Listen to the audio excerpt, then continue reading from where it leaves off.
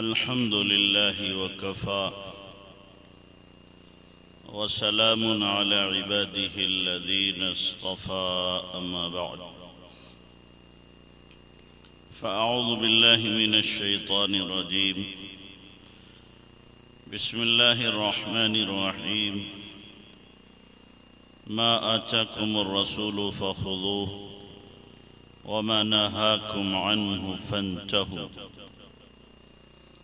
وقال تعالى لقد كان لكم في رسول الله أسوة حسنة لمن كان يرجو الله واليوم الآخر وذكر الله كثيرا وقال النبي صلى الله عليه وسلم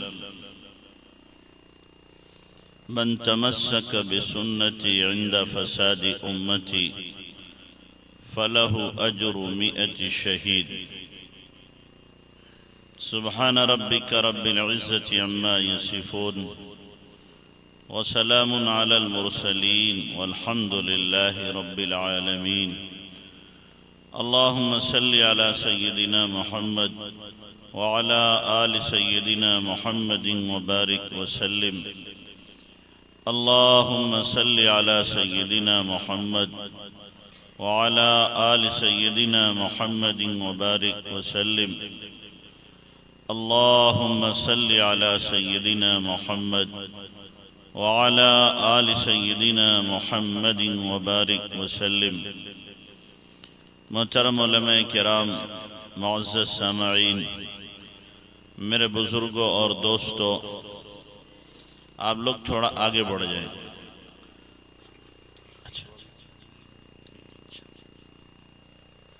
आगे बढ़ जाओ थोड़ा, वो बाहर वाले भी अंदर आ जाएं। मिल के बैठ जाओ, आगे आ जाओ। अल्लाह आपको जज़ाए खैर दे। बढ़ जाओ भाई, बढ़ जाओ, आगे हो जाओ, आगे हो जाओ थोड़ा सा। बहुत देर से बैठे, थोड़ी हरकत हो जाएगी। आ जाओ, बढ़ जाओ, बढ़ जाओ। बाहर वाले अंदर आ जाओ भाई।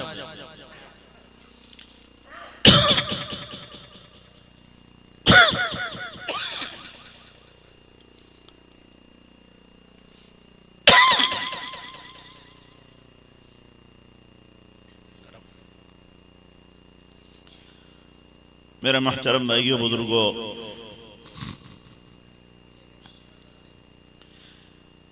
दीन नाम है अल्लाह के हुक्म, नबी सल्लल्लाहु अलैहि वसल्लम के तरीक़े का। अल्लाह का हुक्म नबी के तरीक़े पर जो इंसान अदा कर रहा है वो दीनदार है, और दीन पूरी जिंदगी में अल्लाह के हुक्म को नबी के तरीक़े पर लाना। सिर्फ दीन नमाज का, रोज़े का, हज का, ज़कात का नाम नहीं है। जैसे लोगों का तसव्वुर है, लोगों की सोच बनी हुई है कि जनाब जो आदमी बड़ा नमाजी हो के दीनदार है, जिस आदमी को देख लिया कि बड़ी तस्बीहें पढ़ता है, दीनदार है, लेकिन उसके मामलात कैसे हैं, उसकी माशरत कैसी है, उसके अखलाक कैसे हैं, इसको नहीं देखा जाता। हालांकि किसी के दीन को जानने के लिए उसके गमी और खुशी, मामलात और माशरत को देखना चाहिए। उसके मामलात को देखो, दीन के मुताबिक हैं या दीन के खिलाफ हैं। उसकी माशरती जिंदगी, घर में दोस्तों के साथ, रिश्तेदारों के साथ, अहले ताल्लुक के साथ वो कैसे रह रहा है। अगर उन लोगों के साथ दीन के मुताबिक जिंदगी गुजार रहा है तो दीनदार है। जब इस पर गम के हालात आते हैं तो उस वक्त इसका दीन बाकी रहता है या आपे से बाहर हो जाता है। जब इस पर खुशी के हालात आते हैं उस वक्त दीन बाकी रहता है या खुशी में सब कुछ फरामोश कर देता है और जो होता आया है वही करता है। यह असल देखने की चीज होती है। वरना तो देखने में तो हर आदमी दीनदार दिखाई देता है, जिसके सर पे टोपी हो, दाढ़ी हो, कुर्ता पैजामा हो, तो ये दीन का लेबिल है। ये दीन का क्या है? लेबिल है, लेबिल, दीन नहीं है।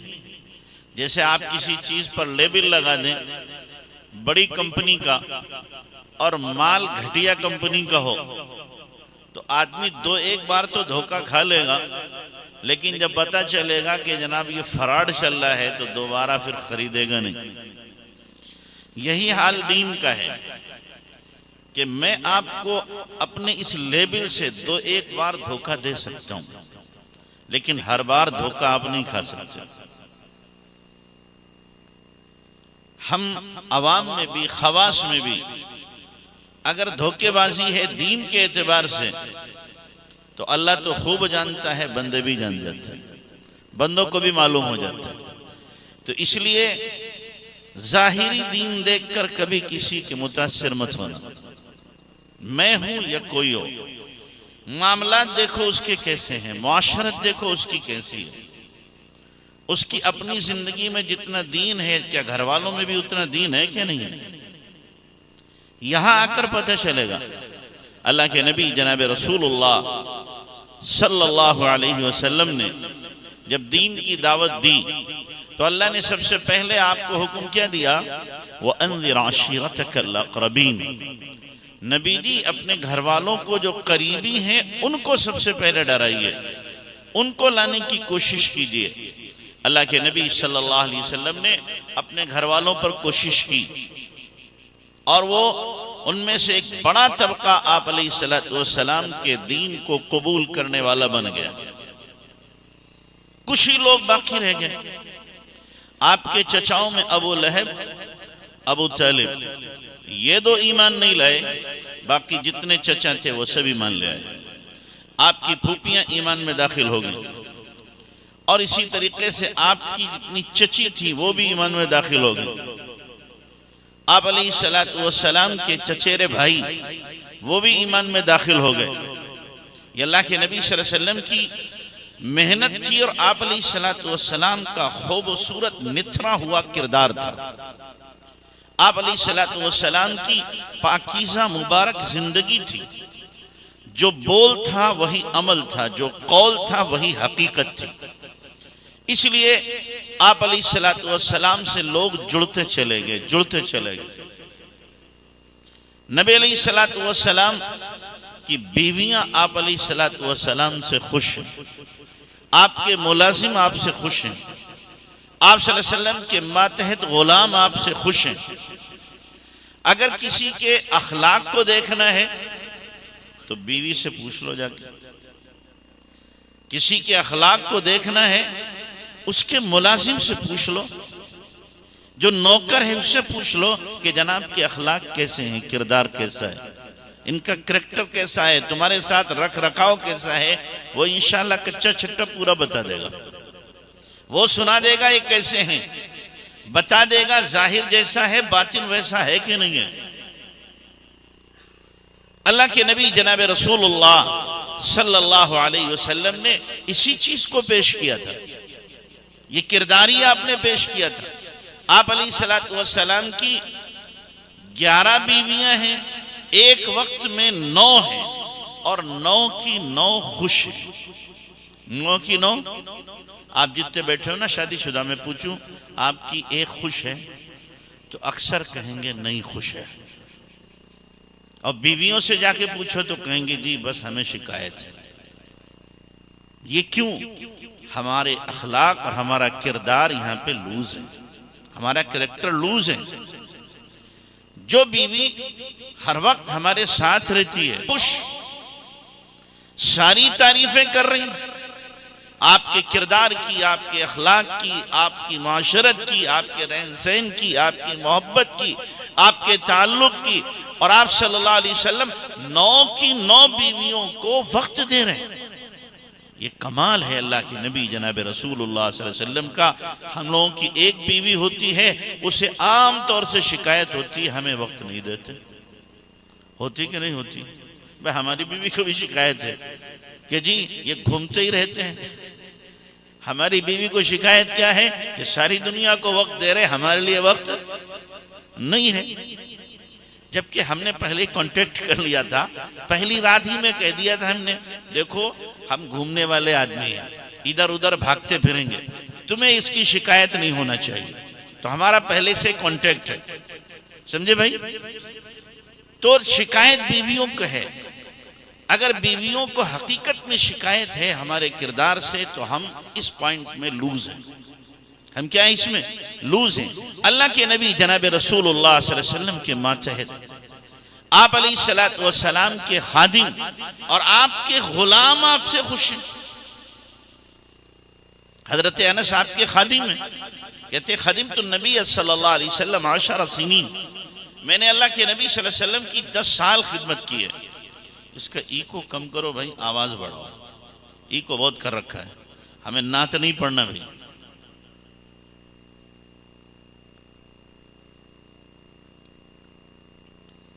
इको में आवाज पलटती है, समझ में नहीं आती। तो अल्लाह के नबी सल्लल्लाहु अलैहि वसल्लम के, अब ठीक है आवाज, अल्लाह के नबी सल्लल्लाहु अलैहि वसल्लम के जो खादिम हजरत अनस हैं, वो कहते हैं खदिमतु नबी सल्लल्लाहु अलैहि वसल्लम 10 सिनीन, मैंने अल्लाह के नबी सल्लल्लाहु अलैहि वसल्लम की 10 साल खिदमत की। कितने साल? 10 साल। कहते हैं इस 10 साल के अरसे में मा काला ली उफ़िन क़त्तु, कभी भी मुझे उफ नहीं कहा।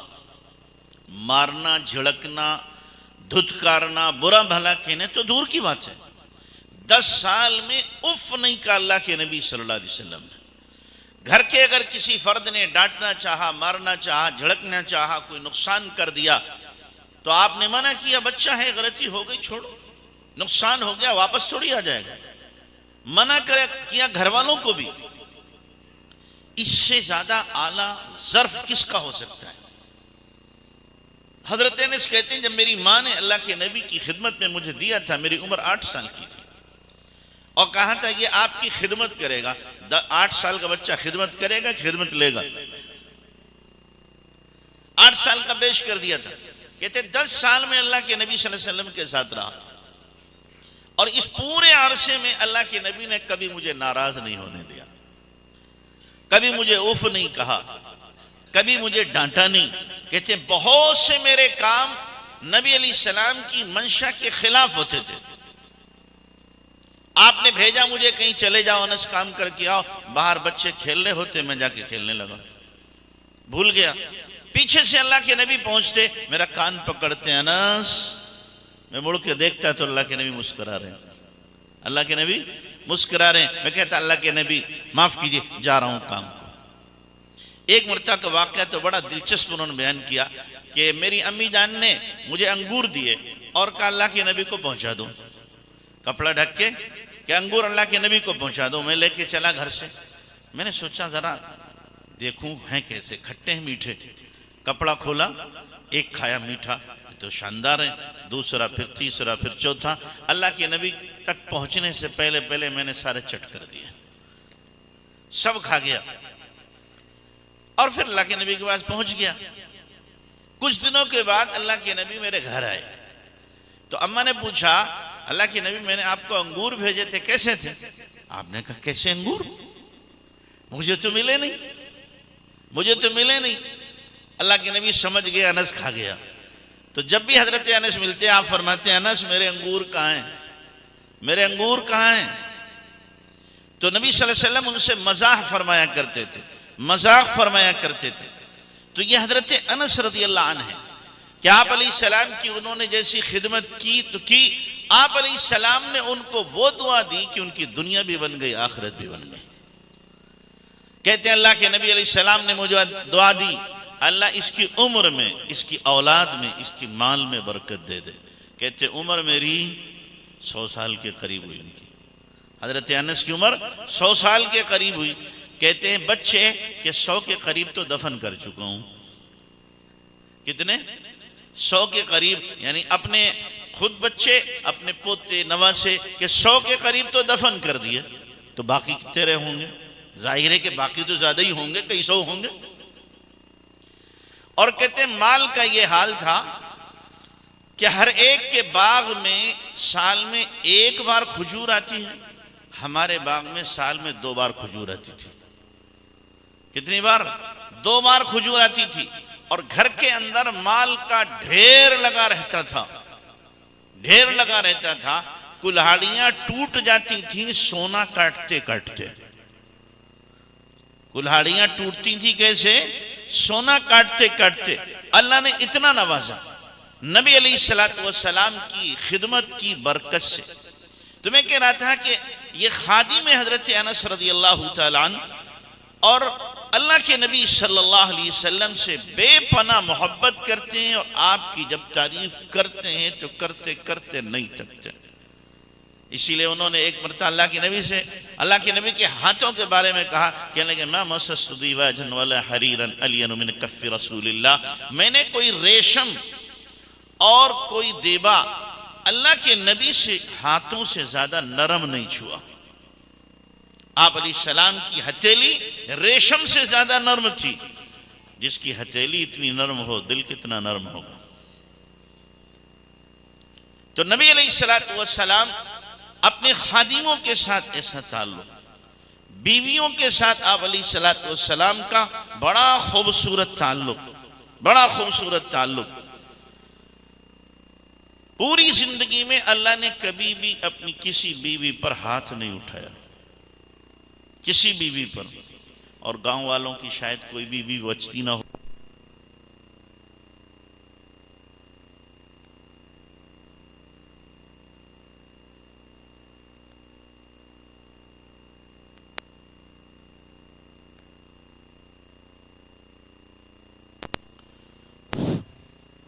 दुरूद शरीफ पढ़ लो। अल्लाहुम्मा सल्ली अला सय्यिदिना मुहम्मद व अला आलि सय्यिदिना मुहम्मद। तो अल्लाह के नबी सल्लल्लाहु अलैहि वसल्लम ने पूरी उम्र कभी भी किसी बीवी को मारने के इरादे से हाथ नहीं उठाया। और हम गांव वालों में से शायद कोई बीवी बचती ना हो जो पिट ना जाती हो। बोलो बचती है कोई? इल्ला माशाअल्लाह। कोई ऐसा नरम दिल इंसान हो जो बीवी को न मारे, वरना अपना हक समझते हैं कि मेरा तो ये हक है कि मैं बीवी को मारूं। आपका हक तो जरूर है, नबी की सुन्नत तो नहीं है नबी की सुन्नत? नबी की सुन्नत तो नहीं है, नबी का तरीका तो नहीं है, नबी का किरदार तो नहीं है कि बीवियों को मारा जाए। बीवी पर भी हाथ उठाने वाला कोई मर्द है?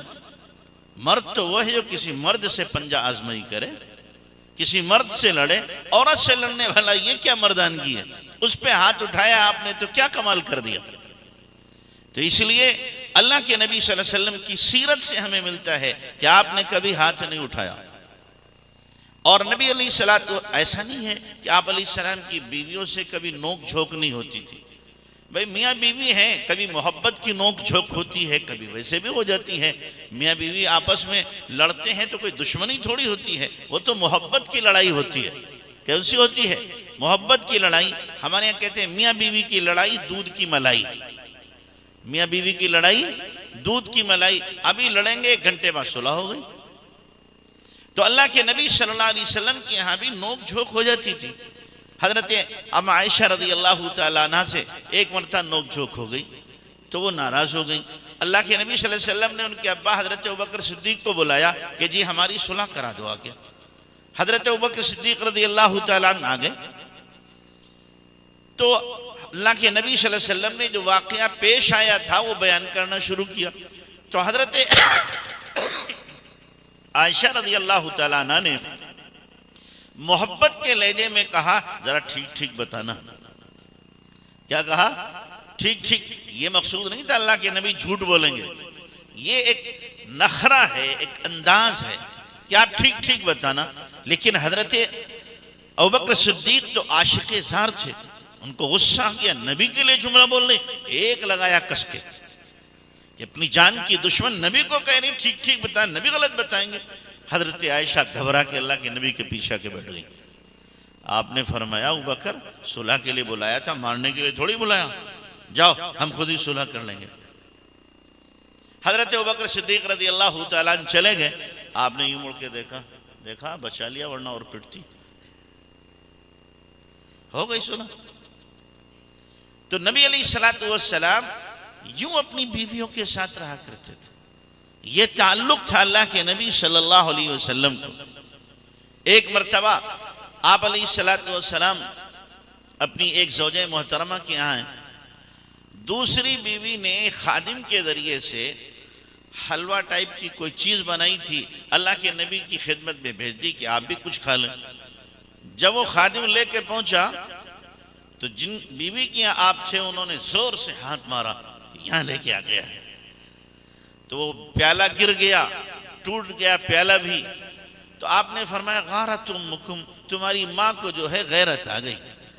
और आपने खुद ही वो हलवा जो था वो जमा किया और उसके बाद फरमाया एक प्याला इसी जैसा लेके आओ, और फरमाया ये प्याला तुम लेके जाओ, इन्होंने तोड़ा है, बदले का तुम्हें देना पड़ेगा। अब हमारे आप जैसा होता तो उठ के ये दो चार कस के लगाते, कमबख्त कहीं के हलवा खराब कर दिया, बर्तन भी तोड़ दिया। होता कि नहीं होता? लेकिन अल्लाह के नबी सल्लल्लाहु अलैहि वसल्लम अपने किरदार से हमें एक जिंदगी दे रहे हैं कि कैसे हमें रहना है, कैसे रहना अपनी बीवियों के साथ, अपने घर वालों के साथ। जब हम अपनी बीवियों का दिल जीत लेंगे तो दीन के एतबार से जो कहेंगे वो मानेंगे। असल पहले हम दिल जीते। हम क्या करते हैं कि दीन थोपना चाहते हैं उनके ऊपर, हम दीन थोपना चाहते हैं। दीन थोपने से नहीं आता, याद रखना। दीन मोहब्बत से आता है, दीन मोहब्बत से आता है। हम बीवी को इतनी मोहब्बत दें वो खुद कहे कि नहीं आप जो कहेंगे मैं करने को तैयार हूं। ऐसा उसके साथ ताल्लुक हो, ऐसा उसके साथ हमारा क्या हो, मामला हो कि जो बात कहे वो मानने को तैयार हो जाए। तो नबी सल्लल्लाहु अलैहि वसल्लम ने हमें ये खूबसूरत जिंदगी दी, खूबसूरत मुआशरत दी अल्लाह के नबी सल्लल्लाहु अलैहि वसल्लम। आप अलैहिस्सलातु वस्सलाम के गुलाम हैं हजरत ज़ैद रज़ी अल्लाह अन्हु का वाक़या मशहूर है। हजरत ज़ैद रज़ी अल्लाह अन्हु अल्लाह के नबी सल्लल्लाहु अलैहि वसल्लम को हजरत खदीजा ने दिया था। ज़ैद को हजरत खदीजा के असलन गुलाम थे, खिदमत के लिए दे दिया अल्लाह के नबी की कि आपके साथ रहा करें। वो आपके साथ रहते थे और असल में गुलाम थे नहीं। मक्का का कोई बंदा इनको इनके इलाके से पकड़ के लाया और मक्का में गुलाम बता के बेच दिया। तो अब गुलामी में बिकते रहे, हजरत खदीजा के पास आ गए, फिर अल्लाह के नबी की खिदमत में रहे। कुछ अरसे के बाद में इनके चचा और इनके वालिद तलाश करते करते मक्का पहुंच गए। लोगों से पूछा कि भाई ज़ैद नामी कोई गुलाम है कि है? किसके पास है? मोहम्मद के पास सल्लल्लाहु अलैहि वसल्लम। कैसे इंसान है? अरे भाई उन जैसा तो कोई हो ही नहीं सकता, बड़े आला अखलाक किरदार के मालिक हैं। पता पूछ के नबी अलैहिस्सलाम की खिदमत में पहुंच गए और आप मिले। आपने फरमाया कैसे आना हुआ? कि जी आपके यहाँ हमारा बेटा है ज़ैद। की जी है, हम उसे लेने के लिए आए हैं, आप जो कीमत बताएं हम कीमत देने को तैयार हैं। नबी अलैहिस्सलाम ने फरमाया कीमत की कोई बात नहीं, तुम्हारा बेटा है, अगर तुम्हारे साथ जाना चाहे हम खुश दिली से उसको तुम्हारे साथ भेजेंगे, लेकिन अगर जाना ना चाहे तो जबरदस्ती नहीं ले जाने देंगे। उन्होंने कहा आपने हक से बढ़कर के बात की। आपने ज़ैद को बुलाया, ज़ैद जी अल्लाह चाहे तुम्हें लेने आए हैं, बेटा चलो, सबकी आंखें ठंडी हो जाएंगी, सब तुम्हें देखेंगे दिल खुश हो जाएंगे, तुम्हारी माँ तुम्हें सीने से लगाएगी, तुम्हारी खुशबू सूंघेगी, उसका जी खुश होगा, बेटा हमारे साथ चलो।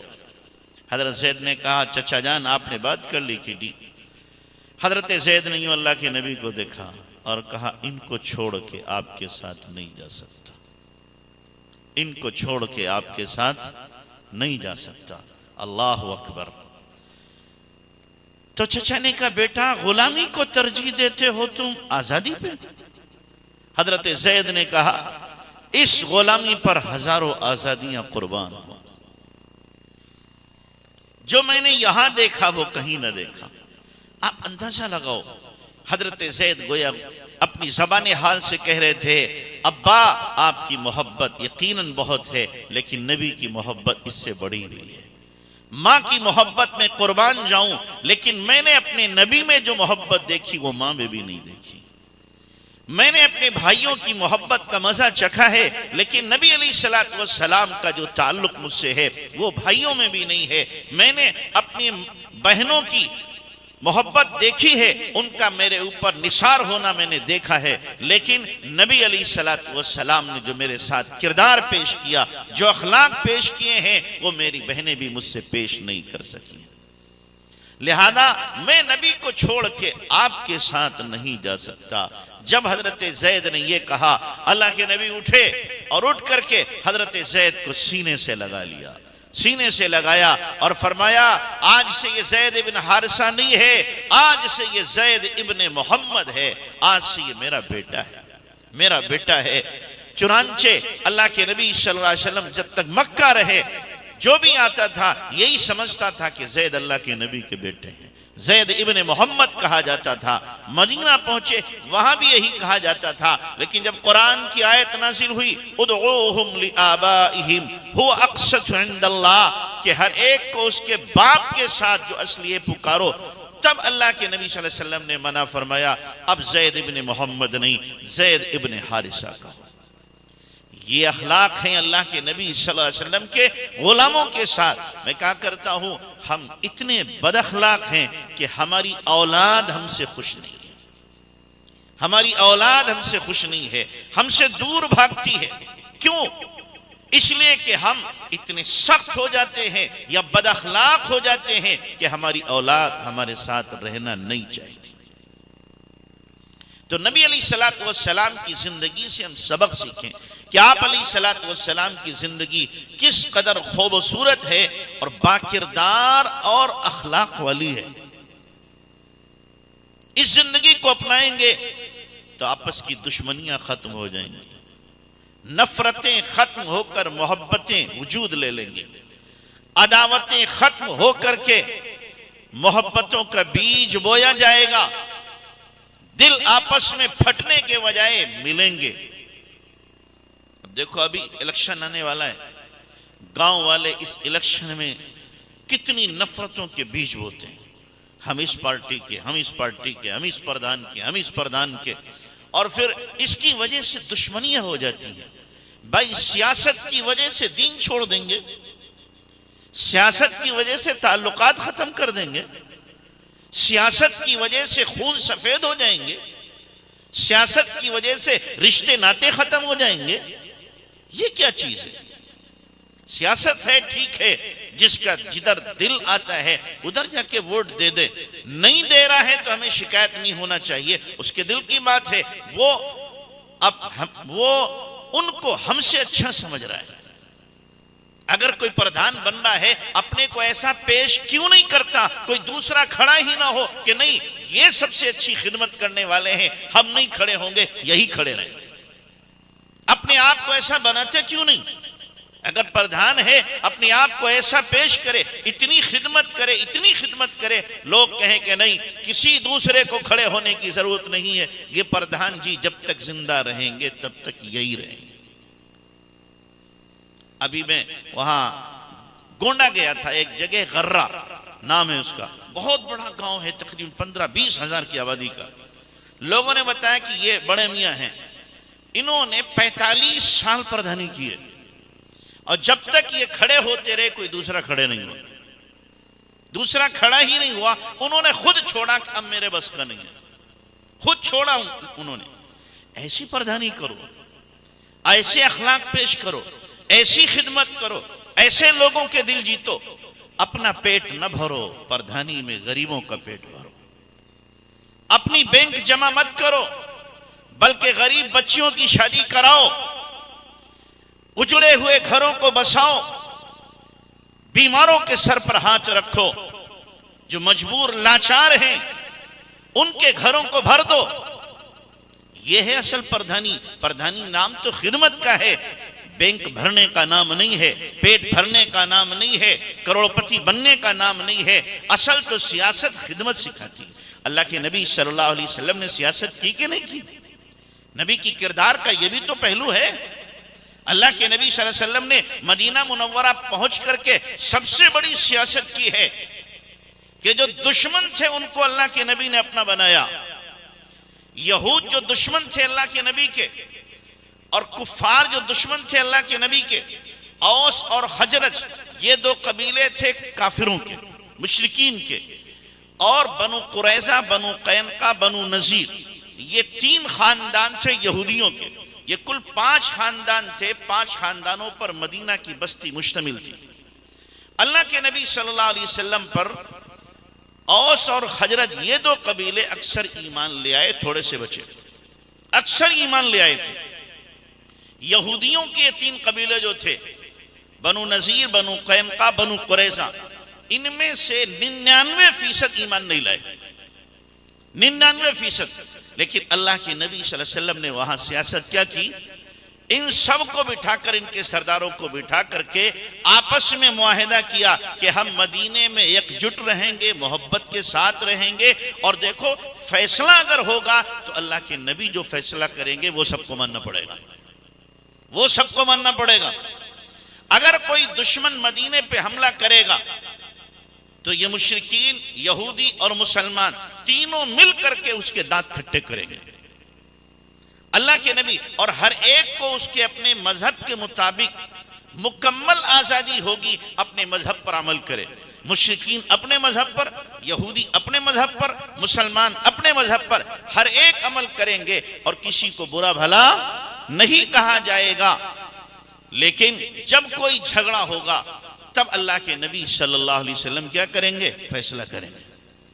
ये सियासत अल्लाह के नबी ने की। वहां पे दुश्मन कमजोर पड़ गए, यहूदी जो जानी दुश्मन थे वो भी कमजोर पड़ गए, और एक वक्त वो आया कि बनु नजीर का पूरा कबीला मदीना छोड़ के खैबर चला गया, और एक वक्त वो आया कि बनु कुरैजा का कबीला जिन्होंने गज़वे खंदक में गद्दारी की अल्लाह के नबी सल्लल्लाहु अलैहि वसल्लम के साथ, उनके 800 लोगों को उनके आदमी के फैसले के मुताबिक ज़िबा करके एक खंदक में डाला गया। उनके आदमी के फैसले के मुताबिक तीनों कबीले कमजोर खत्म हो गए। ये किसकी सियासत थी? अल्लाह के नबी की। ये सियासत है कि लोग जीतो और उनके दिलों करो। अल्लाह के नबी सल्लल्लाहु अलैहि वसल्लम को मालूम होता मदीने के आखिरी किनारे पर कोई बीमार है, चाहे वो यहूदी होता, चाहे मुसलमान होता, और चाहे मुशरिक होता, अल्लाह के नबी उसकी इयादत के लिए तशरीफ ले जाते थे, इयादत के लिए तशरीफ लेके जाते।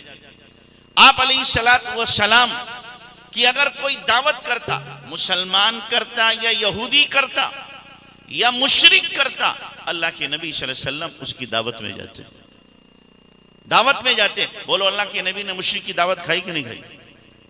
बताऊं, दलील दूं? खैबर के मौके पर अल्लाह के नबी सल्लल्लाहु अलैहि वसल्लम के लिए एक भुनी हुई बकरी एक मुशरिक औरत ने पेश की, जिसमें जहर लगा दिया था, जहर लगा दिया और भुनी हुई बकरी पेश की। अल्लाह के नबी सल्लल्लाहु अलैहि वसल्लम ने भी उसमें से लिया।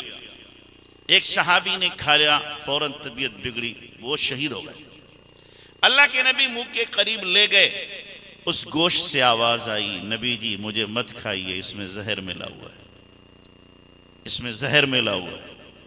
आपने हाथ खींच लिया, उस औरत को बुलाया, तूने यह हरकत क्यों की, क्यों जहर मिलाया? कहा इसलिए की है, अगर आप झूठे हैं तो हमें नजात मिल जाएगी, सच्चे हैं तो अल्लाह आपको बता देगा, आप बच जाएंगे। तो वो ईमान ले आए।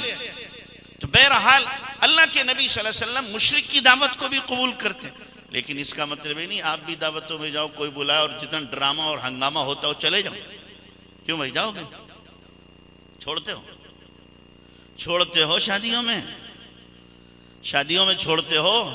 कोई बुला ले, उड़द चावल खाने पहुंच जाओगे, चाहे वहां पर डीजे बज रहे हो, नंगा नाच हो रहा हो, नबी की सुन्नतों के जनाजे निकाले जा रहे हो, लेकिन आप तो सर नीचे करोगे और खा के आ जाओगे। जी उनका काम उनके साथ, हमारा काम हमारे साथ, हमें तो पेट भरने से मतलब है।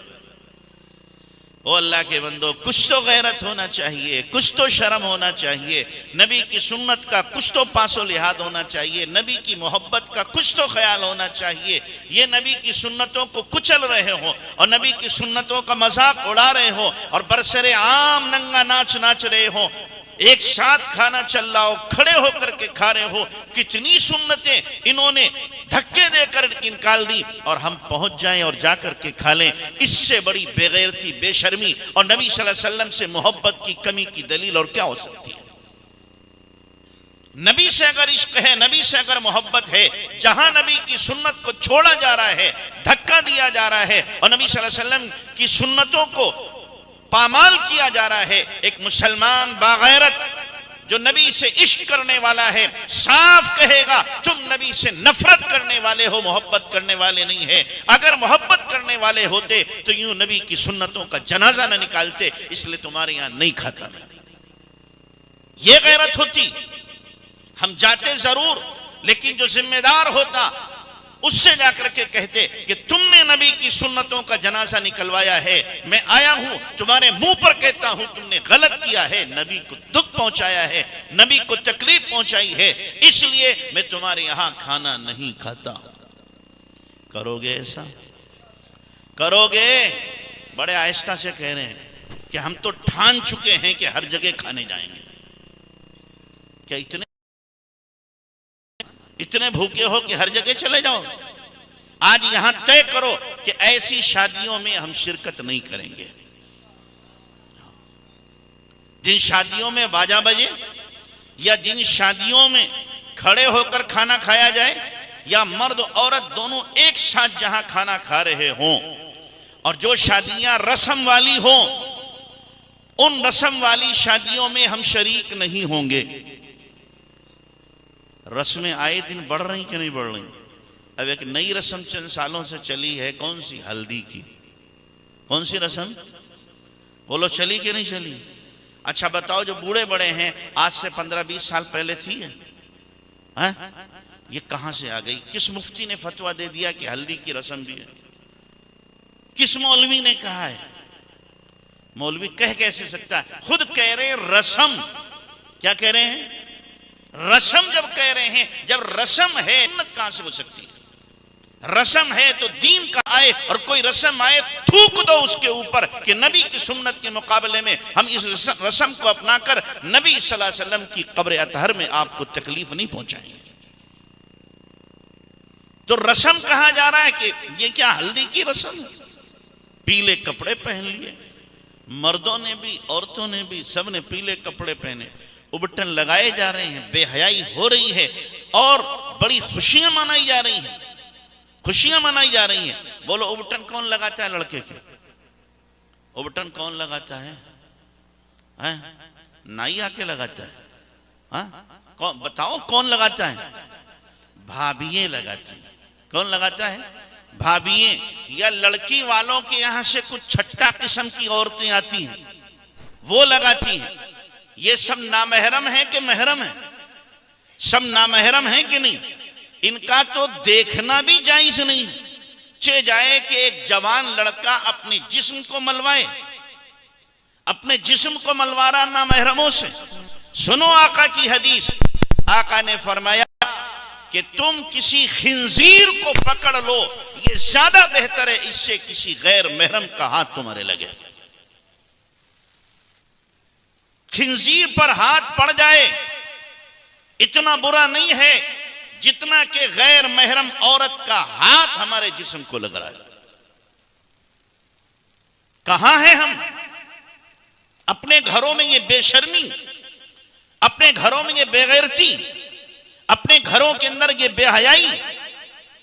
क्या ये मुमकिन है कि 20-22 साल 25 साल का जवान और जवान औरतें उसके जिस्म को मलें और उसके दिल में कोई भी गलत ख्याल ना आए? हो सकता है या तो वो जवान लड़का नहीं होगा या औरत नहीं होगी।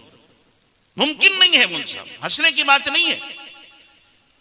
किसी जवान लड़के के पास में जवान लड़की आकर के बैठ जाए तो उसके ख्यालात बदल जाते हैं, ख्यालात बदल जाते हैं, जहन बदल जाता है। और जवान लड़की अगर उसके जिस्म को मल रही हो तो ये कोई जुनैद बगदादी है, हसन बसरी है, जिब्राइल अमीन से बैत है कि इसके दिल में कुछ नहीं होगा? और अगर ऐसा है तो ये हरामकारी क्यों कर रहा है? ये हरामकारी है, हरामकारी जो की जाती है और हर घर में होती है, और हम अपनी खुली आंखों से देखते हैं इस बेहयाई को, लेकिन कोई लब खोलने को तैयार नहीं। तो इसलिए बाज आओ इन हरकतों से, इन हरकतों से बाज आओ। बाज आओगे भाई? इन रस्मों से बचाओगे अपने आप को कि जो हल्दी की रस्म चल पड़ी है, आग लगा दो इस रस्म को, और जिनके यहां यह रस्म हो उनके यहां अपना ताल्लुक खत्म करो कि तुम्हारे यहां हम शादी में शरीक नहीं होंगे, इसलिए कि तुम रस्म को रिवाज दे रहे हो, सुन्नत को छोड़ रहे हो। हमारे यहां, आपके यहां क्या हो रहा है? वलीमा कम होता है और मढ़ा ज्यादा होता है। सुन्नत मढ़ा है कि वलीमा? हाँ, मुंह से कह रहे वलीमा और अमल से मढ़ा, अमल से मढ़ा। क्यों है ये खाना? क्यों ये खाना है? ये मढ़ा इसलिए होता है कि लड़की वाले आते हैं ना, लड़की वाले आते हैं, खानदान वाले आते हैं, और उसी दिन क्या होता है? भात चढ़ाया जाता है। होता कि ना होता? भात चढ़ाया जाता है कि बहनों को भाई देने के लिए आते हैं, बहनों को भाई देने के लिए आते हैं। क्या? कि जोड़ा देने आते हैं। बहनों की जायदाद हड़प कर गया हरामखोर, और आकर के एक जोड़ा दे रहा है। जायदाद क्यों न दी उसकी? बहन की जायदाद क्यों न दी? बहनों को महरूम कर दिया हमने, और हम समझ रहे हैं कि जनाब ये हमारा हक है। याद रखना, जैसे चोरी का खाने वाला हराम का खाने वाला है, सूद लेकर खाने वाला हराम का खाने वाला है, डाका डाल के खाने वाला हराम का खाने वाला है, गबन का और खयानत का खाने वाला हराम का खाने वाला है, इसी तरीके से बहन का हक न दे करके वरासत को खा लेना ये भी हराम खोर है। कोई शुबा नहीं, 100% हराम खोर है। अपने आप को पारसा समझे, हम बड़े पारसा हैं, बड़े नेक हैं, और बहनों का हक मार जाए, बहनों का हक खा ले, पारसाई का ढोंग हमारा बाकी रह जाए। ये कैसी पारसाई है? आपकी नमाजें काम नहीं आएंगी, बहनों का अगर हक मारा है। आपके रोजे और आपका जिक्र और आपकी तिलावत और आपकी तहज्जुदें और नवाफिल, ये कुछ काम नहीं आएंगी अगर बहनों का हक मारा है। और कयामत के दिन ये बहनें माफ नहीं करेंगी, माफ नहीं करेंगी। जब हर एक दूसरे से भाग रहा होगा और हर एक अपने हक का मुतालबा कर रहा होगा, बहनें भी आएंगी, गिरेबान पकड़ के कहेंगी, ओ जालिम भाई, तूने मेरी जायदाद हड़प की थी, मेरा हिस्सा मकान में भी था, जायदाद में भी था, दुकान में भी था, कैश में भी था, तूने मारा है। एक एक पाई का हिसाब दे, एक एक पाई का हिसाब दे। यहां चाहे बहनें जबान से कह दें, लेकिन कयामत के दिन जब उनको नेकियों की जरूरत पड़ेगी तो याद रखना ये बहनें आपसे मुतालबा कर लेंगी। यौम यफ़िर्रुल मर्उ मिन अखी व उम्मिही व अबी व साहिबतिही व बनी। उस दिन हर एक का हाल क्या होगा? कुरान कह रहा है, यवद्दुल मुजरिम लौ यफ्तदी मिन अज़ाबि यौमिइज़िन बिबनी व साहिबतिही व अखी व फसीलतिही अल्लती तुवी व मन फिल अर्ज़ि जमीअन सुम्मा युनजी कल्ला इन्नहा लज़ा नज़्ज़ाअतन लिश्शवा। कि उस दिन मुजरिम गुनहगार तमन्ना करेगा, हर एक गुनहगार है, हर एक गुनहगार है। जब जहन्नम में जाने का नंबर आएगा तो वो तमन्ना करेगा, काश मेरी बीवी को, मेरे भाइयों को, मेरे खानदान वालों को, और अल्लाह सारी दुनिया को उठा के जहन्नम में डाल दे, मुझ अकेले को बचा ले। ये हाल होगा तो क्या बहनें माफ करेंगी? माफ करेंगी बहनें? या तो ये अकीदा खत्म कर दो, आखिरत में कुछ होना नहीं है। और अगर अकीदा है, और यकीनन है ईमान वाले का अकीदा कि मरने के बाद मेरी जिंदगी का हिसाब किताब होना है, एक एक लम्हे का, एक एक पाई का हिसाब होना है, तो यहां से हिसाब करके जाओ, कयामत में कोई किसी को दे नहीं सकता। तो ये बहनें माफ नहीं करेंगी। तो इसलिए जोड़ों से काम नहीं चलेगा जो हम जोड़े दे रहे बहनों को, इन जोड़ों से काम नहीं चलेगा। लाखों करोड़ों की जायदादें हड़प कर लो, 2-4 हजार के जोड़ों पे आप चाहो बहनें राजी हो जाएंगी? ना ना, ऐसी राजी नहीं होती। और अगर राजी भी हो जाती हैं तो क्यों? बाज लोग कहते हैं कि जी मैंने बहन को देना चाहा, बहन ने लिया नहीं। मैं कहता हूं जालिम, तूने दिया नहीं, दिया नहीं। तुम कहोगे बहन ले लो, वो कहेगी मैं नहीं लेती, भैया आप ही रख लो। वो क्यों कह रही है? उसके पीछे लॉजिक है। वो इसलिए कह रही है अगर बहन भाई से मैंने आज हिसाब किताब जायदाद का कर लिया तो भाई दे तो देगा और कहेगा आइंदा मेरे घर में नहीं आना, हिसाब तुम्हारा हो गया। तुमने अपना हिस्सा ले लिया तो बहन का दिल भाई के लिए बहुत बड़ा होता है। वो इसलिए सोचती मैं अपना हिस्सा ना लूं, ये नहीं देगा जालिम, ताल्लुकात मेरे भाई से बाकी रह जाए। वो इसलिए नहीं मांगती। और बाज क्या कहते हैं कि हमने शादी कर दी, हक अदा हो गया। नहीं नहीं, या तो शादी के वक्त में आप बहन से कहो कि जो तुम्हारी जायदाद है हम सारी की सारी शादी में लगाएंगे। मान लो 20 लाख रुपया उसके थे, आपने 20 लाख की शादी कर दी, पूरी एक पाई नहीं बचाई, हक अदा कर दिया कह करके अगर लगाया। और अगर 20 लाख उसके बन रहे थे, 10 लाख की शादी की, 10 लाख अपनी गोटी में आ गए, तो हरामखोर के हराम बाकी रहे, हरामखोर बाकी रहे। इसलिए कि 10 लाख तो उसके बाकी, जितना की शादी हो गई बाकी जो है उसका हिस्सा दो और कहो इतने शादी में लग गए, इतने बाकी रह गए, तब तो हक अदा होगा, वरना हक अदा नहीं होगा। बोलो भाई, बचोगे हरामखोरी से? बचोगे? कौन कौन बचेगा? हाथ उठाओ, बहनों का हिस्सा देंगे, दोगे ना? हाँ, आप सोचोगे मुल्ला तो बड़ी कड़वी गोली देके जा रहा है। अल्लाह की कसम कड़वी नहीं है। अगर आपने दिया तो कब्र में और हशर में याद करोगे, यकीनन ये बहुत अच्छी बात कही थी कि यहां मैं कैसे हक अदा कर सकता हूं, दुनिया में तो हक अदा कर सकता था। आप बहनों को दोगे तो अल्लाह ताला वो बरकतें आपको देगा, आप तसव्वुर नहीं कर सकते, आप सोच नहीं सकते। बहनों की दुआएं जो हैं वो इंशाअल्लाह आपका बेड़ा पार कर देंगे। बहनों को खुश करो, बहनों को खुश करो, इंशाअल्लाह उनकी दुआएं बेड़ा पार करेंगी। मैं अपना सुनाऊं, मेरा मुरादाबाद में मकान नहीं था।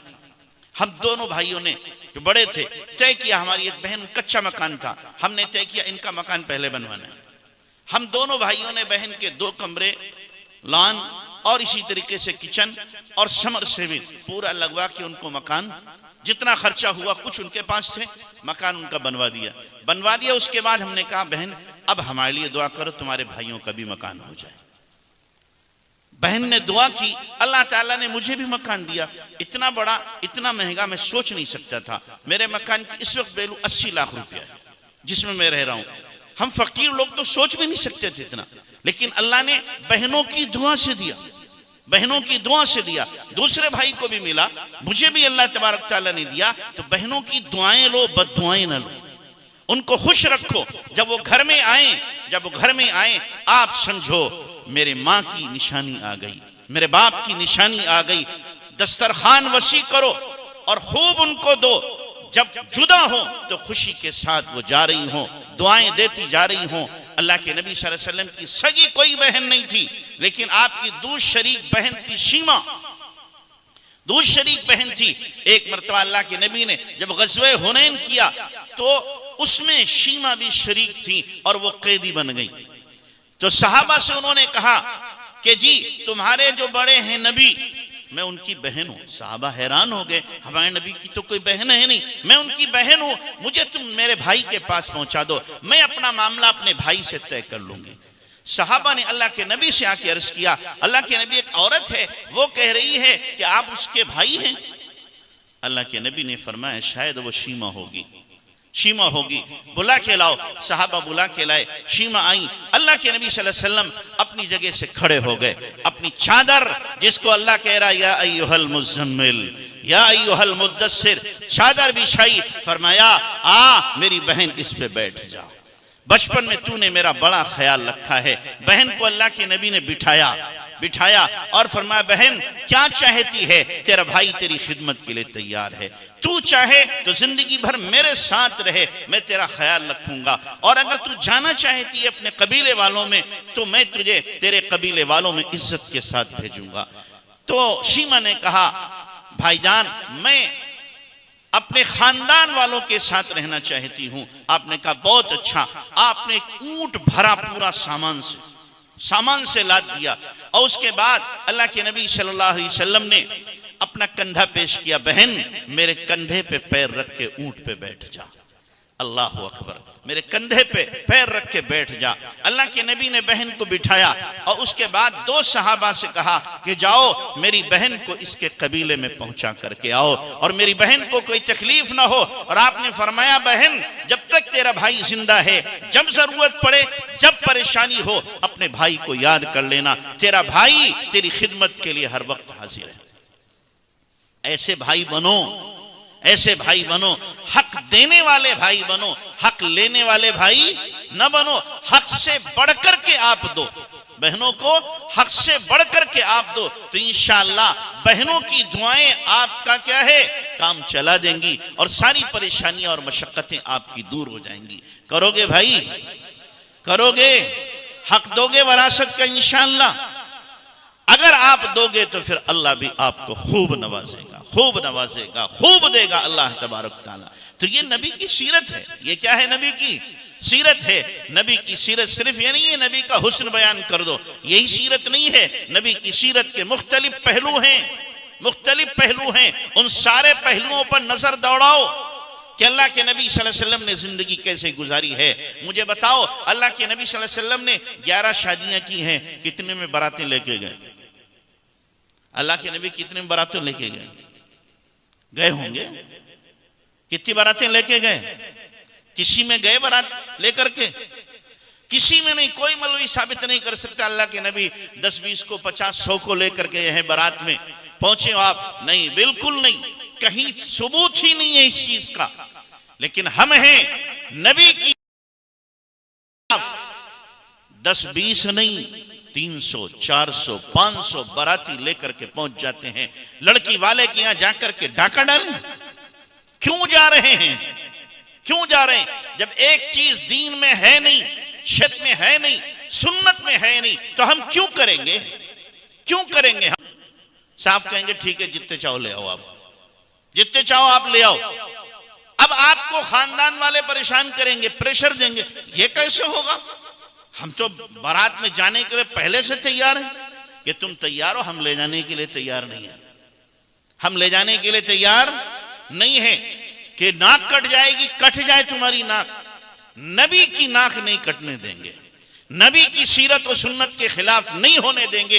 तुम नाराज हो जाओ चचा, तुम ताया नाराज हो जाओ, फूफा तुम नाराज हो जाओ, और सारे नाराज हो जाएं, मैं अल्लाह रसूल को राजी करूंगा। तुम्हारी रजा की मुझे फिक्र नहीं है। अल्लाह अगर राजी होगा, नाक रगड़ के ये सारे रिश्तेदार खुद राजी हो जाएंगे। तो इसलिए बारातों से बाज आओ। जो लंबी लंबी बारातें जा रही हैं, मुसीबत बनी हुई है, वबाले जान बनी हुई है, और उसकी वजह से बाज मरतबा बेचारे लोग सूद लेकर के खिलाते हैं। मेरे पास एक बुड्ढे खुद आए 2 साल पहले, बड़े मियाँ आए और आकर कहने लगे, हजरत दिल्ली से उन्होंने कहा था 75 आदमी आएंगे, अब 150 आ रहे हैं। मैंने 75 का इंतजाम किया था, 75 और आ रहे हैं। मैंने बनिए से सूद लिया है कि बच्ची को तो रुखसत ही करना है, सूद लिया है मैंने, और सूद लेकर के इनको खिलाऊंगा। क्यों मुसीबत बने हुए हो? क्यों मुसीबत बने हुए हो? क्यों जुल्म का शिकार हो रहे हो? कितनी आहें आपको लगती होंगी, कितनी आहें लगती होंगी, कितनी दुआएं मिलती होंगी जब हमारी बारात निकलती है ढोल ताशों के साथ। मेरे बाप के पास नहीं है और ये जालिम इतनी बड़ी बारातें लेकर के जा रहे हैं। क्या उनकी सिस्कियां नहीं है, उनकी आहें नहीं है? क्या हमारी शादियां सक्सेस हो जाएंगी, हमारी शादियां फलेंगी फूलेंगी? उनकी आहें हमें बर्बाद कर देंगी। मौलाना कलीम सिद्दीकी ने खुद बयान किया एक मर्तबा कि मेरे पास खत भेजा और फोन भी किया हैदराबाद की 4 बेटियों ने और उन्होंने कहा हजरत आप हमें इजाजत दें खुदकुशी करने की। क्यों? हजरत ने पूछा क्या बात है बेटी? कि जी हम 4 बेटियां हैं, बहनें हैं, चारों जवान हैं, इस्मतदार हैं, पाक दामन हैं, खूबसूरत हैं, खानदानी हैं, लेकिन गरीब हैं। लेकिन क्या है? गरीब हैं। इसलिए हमें कोई अपनाने को तैयार नहीं। हम पूरी जिंदगी ऐसे ही गुजार लें, अपने दामन पे धब्बा नहीं आने देंगे। लेकिन मसला यह है, रात में बाप का रोना मुझसे नहीं देखा जाता। मेरे बाप रात में उठते हैं और आंसू बहाते हैं और कहते हैं अल्लाह मेरी ये फूल सी बच्चियां, इनकी जिंदगी बर्बाद हो रही है, अल्लाह इनका कोई इंतजाम कर दे। मेरा बाप रोजाना रोता है रात में, मेरी माँ रोजाना रोती है रात में, मेरे माँ बाप के पास नहीं है। हजरत मुझे आंसू नहीं देखे जाते अपने माँ बाप के, उनकी आहें नहीं सुनी जाती मुझसे, मेरा दिल फटता है। आप इजाजत दे दो हम जहर खा के मर जाएं, ताकि ये आंसू माँ बाप के हमें देखना ना पड़े। हम अपनी बच्चियों के लिए लाखों करोड़ों खर्च करें और वो बच्चियां अपनी जिंदगी से हाथ धो रही हो, और फिर आजकल की बच्चियां गैरों के साथ जा रही हो और हम गुलछर्रे उड़ा रहे हैं। लाखों बेटियां हमारी, लाखों बहनें हमारी गैरों के साथ जा रही हो और हम मजे से घर में ऐश इशरत की जिंदगी गुजारें। मेरे भाइयों, कुछ तो दर्द पैदा करो अपने दिल में। इतने बेहिस्मत बन जाओ, इतने बेगैरत मत बन जाओ, इतने फजूल खर्ची करने वाले मत बनो। अपने सीने में कुछ दर्द पैदा करो मिल्लत का, कुछ दर्द पैदा करो नबी की उम्मत का, कि नबी की उम्मत का आज हशर क्या हो रहा है, अंजाम क्या हो रहा है। गैर उनके ईमान पर डाका डाल रहे हैं, ईमान छीन रहे हैं गैर, और हम हैं कि हमारी अय्याशियों में कमी नहीं आए, हमारी फजूल खर्चियों में कमी नहीं आए। कब होश आएगा हमें, कब आंखें खुलेगी हमारे? क्या हम इस इंतजार में हैं कि हमारे घर में जब आग लगेगी तभी हम होश में आएंगे? कि हमारी बेटी है, हम तो 4 व्हीलर भी देंगे, 2 व्हीलर भी देंगे, फला भी देंगे, लाखों खर्च करेंगे, और पड़ोस में गरीब बच्ची सिसक रही है, पड़ोस में गरीब बच्ची मर रही है, हमें उसकी फिक्र नहीं। क्या वो नबी की बेटी नहीं है? क्या वो मिल्लत की बेटी नहीं है? वो भी तो बेटी है किसी की, उसने भी तो कलमा पढ़ा है। उसके लिए हम फिक्र क्यों नहीं करते? उसके लिए दर्द हमारे दिलों में क्यों नहीं? हम क्यों इतने संग दिल हो गए हैं? हमारे सीने इतने सख्त क्यों हो गए? तो इसलिए मेरे भाइयों, बाज आओ खुराफातों से, बाज आओ रस्मों से, सुन्नत पर आओ, सादगी पर आओ, फजूल खर्ची से अपने आप को बचाने की कोशिश करो। यही नबी की सीरत है, यही नबी की जिंदगी है। नबी की सीरत हमें यही पैगाम देती है। करोगे मेरे भाइयों?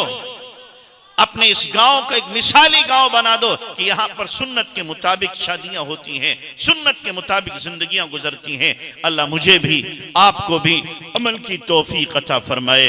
व आखिरु दावाना अल्हम्दुलिल्लाहि रब्बिल आलमीन।